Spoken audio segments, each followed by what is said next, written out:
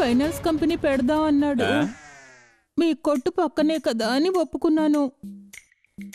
తరచూ చూసుకోవచ్చు కదా. సారీ గురు, బై బర్త్ మా బుద్ధి ఇదే. ఎక్కడ డబ్బు ఎక్కువగా ఉందో అక్కడ ఫెవికాల్ రాసి మేమే అతుక్కుంటాం. ఇది మా ఫ్యామిలీ ట్రెడిషన్.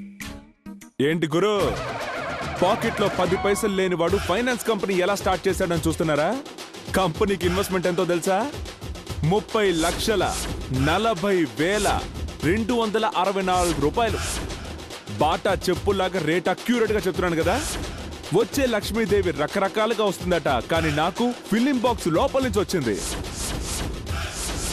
గేమ్ స్టార్ట్ అయింది గురు. మొదటి బాల్ కే సిక్సర్.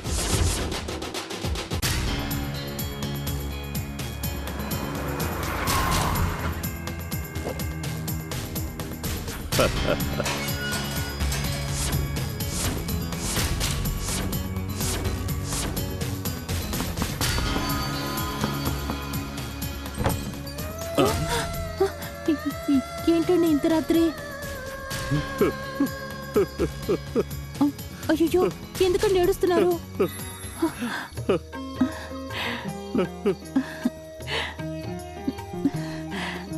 చేపల పులుసు చేసావా లక్ష్మి? అవునండి, ఎలా కనిపెట్టారు? అందుకే వాసన గుమ్మకుమ్మలాడుతోంది కదా. ఏమిటండి అలా చూస్తున్నారు? కాస్త వయసు పెరిగినా కూడా మొహంలో అమాయకత్వం అలాగే ఉంది మహాలక్ష్మి.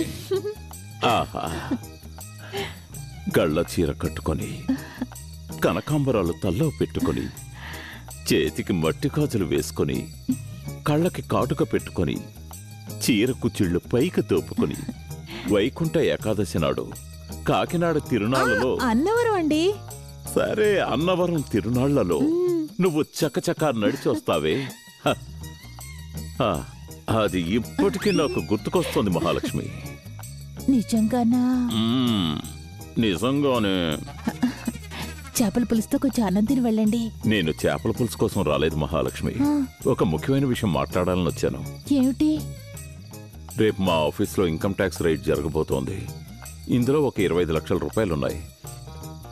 ఇది మీ తమ్ముడికి తెలియకుండా దాచే, నేను రేపొచ్చి తీసుకుంటాను. అయ్యో, తమ్ముడికి తెలిస్తే తిడతాడండి. నీ తమ్ముడి వల్ల బోలెడు ఆస్తి నష్టం. ఇది కూడా పోయిందనుకో, నాకు ఊరేసుకోవడం తప్ప మరో దారి లేదు మహాలక్ష్మి. అయ్యో, ఏమిటండి అలా మాట్లాడతారు? మీ ప్రాణం కన్నా తమ్ముడి గిమ్ముడు ముఖ్యం కాదు. ఇంకోసారి చెప్పు మహాలక్ష్మి. మీ ప్రాణం కన్నా తమ్ముడు ముఖ్యం కాదు, గిమ్ముడు ముఖ్యం కాదు.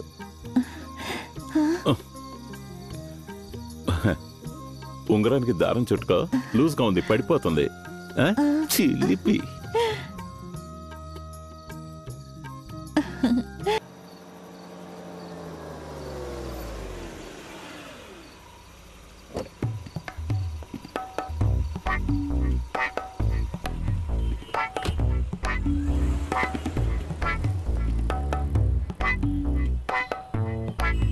ఇది బ్యాంక్ లో కట్టి. కురిసింది వాన నా గుండెలో. అక్క, ఏంటి చాలా సంతోషంగా ఉన్నావు? గులాబీ పువ్వు, అది పాట కూడా పాడుతున్నావు. 15వ తారీఖు కోసం రెడీ అవుతున్నాను రా. ఆహా,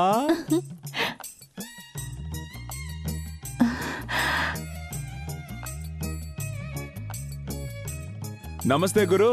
పనిచేసే వాళ్ళు కావాలని బయట బోటు పెట్టలేదే. క్షమించు శిష్య, ఇప్పుడు తిరిగి జోక్ చేసే పరిస్థితిలో నేను లేను. నేను నష్టపోయిన మాజీ వ్యాపారస్తుణ్ణి. ఇప్పుడు నేను ఇక్కడికి వచ్చింది ఒక 25 లక్షల ఫైనాన్స్గా తీసుకెళ్ళి మళ్ళీ వ్యాపారం మొదలు పెట్టుకుందామని. 25 lakhs? మిమ్మల్ని నమ్మి అంత పెద్ద అమౌంట్ ఎలా ఇవ్వడం? మీకేం రిటర్న్ సోర్స్ ఉంది? నువ్వెక్కడ చెప్తావో అక్కడ సంతకాలు పెడతాను శిష్య. చూస్తుంటే జాలిగానే ఉంది, కానీ మా కంపెనీలో కొత్తగా ఒక రూల్ వచ్చింది. లోన్ అడిగే వాళ్ళు పెళ్ళైన వాళ్ళైతే ప్రో నోట్లో భార్యాభర్తలు కలిసి సంతకాలు పెట్టాలి. మీ భార్య పెడుతుందా? వాడంతే, వాణ్ణి బతిమాలతారేంటి?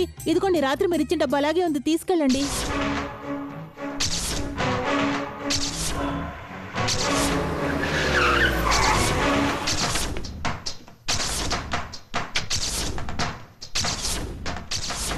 ఈ మహాలక్ష్మి ఫైనాన్స్ కంపెనీకి ప్రొపరేటర్ ఎవరు?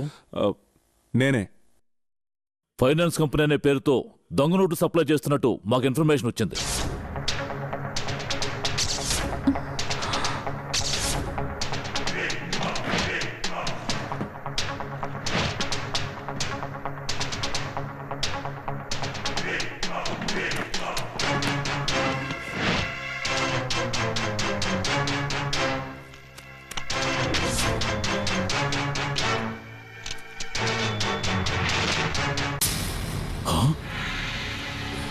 ఇవన్నీ దొంగ నోట్లు. అరెస్ట్ చేయం.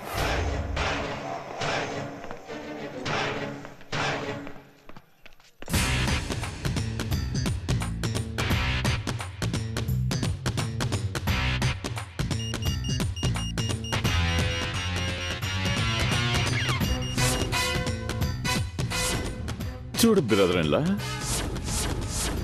నువ్వు హీరోగా ఉన్నావనుకో, నాకేం ప్రాబ్లం లేదు. కానీ నువ్వు విలన్ అయితే నేను విలన్కే విలన్నే. ఈ దొంగ నోట్ల కేసులో జైలుకి వెళ్తే 25 years అమ్మా. నువ్వు తిరిగి వచ్చేసరికి అసలే కృంగిపోయిన మీ అక్క చచ్చిపోయి ఉంటుంది. అప్పుడు నువ్వు మమ్మల్ని ఎలా ఒకటి చేయగలవు? ఆ రోజు నువ్వు పెట్టిన మహాలక్ష్మి బాంబు సాదా బాంబు. ఈ రోజు నేను పెట్టిన బాంబు 10,000 వాలా.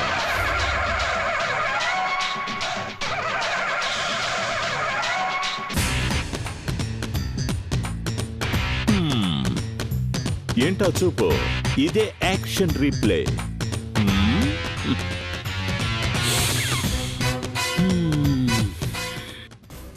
సార్, మా ఏదైనా తమ్ముడు ఏ తప్పు మాట్లాడితే నిన్ను జైల్లో చేయలేదండి. పెడతాను. పోతలకే. సార్, నేను చెప్పేది కొంచెం వినండి. ఎక్కించుడయ్యా. ఆ డబ్బులన్నీ ఆయన ఇచ్చిన వినండి. మా తమ్ముడికి ఏం తెలియదండి. వాడే తప్పు ఏమ్మా? చేయలేదు. నేను చెప్పేది కొంచెం పొమ్మంటే వినండి. వినరా? అయ్యా, సార్, తప్పుకోనయ్యా. అయ్యయ్యో. సార్,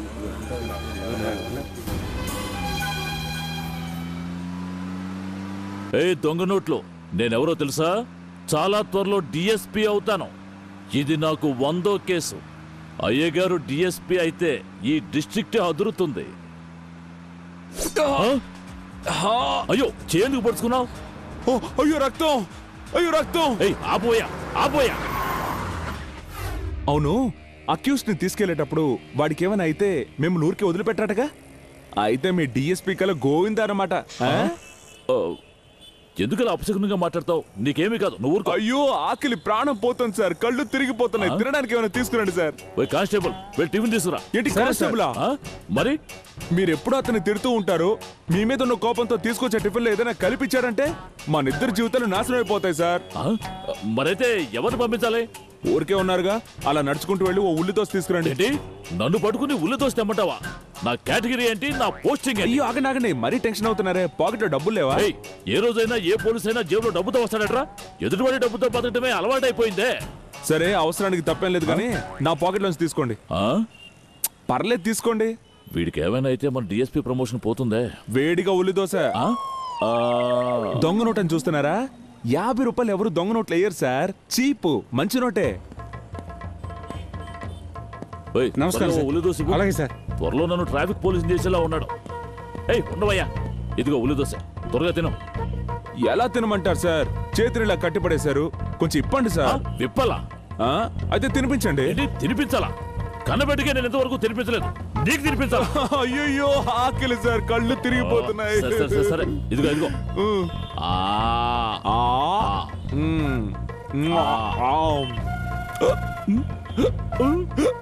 సార్, నీళ్లు సార్.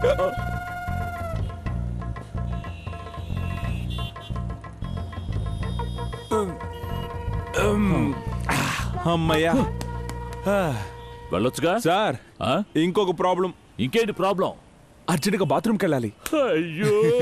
కొత్తగా ఒక లా వచ్చిందే, మీకు తెలీదా? ఆ? టేప్ రికార్డర్ వాయిస్ గానీ, సెల్ ఫోన్ ఫోటోలు గానీ కోర్టులో విట్నెస్ గా పనికిరావు. ఇది కూడా తెలియకుండా నువ్వు ఒక పోలీసు కాదు, ఫూలిష్ అయ్యో. అన్నట్టు నీకు ఇచ్చానే 50, 20, 10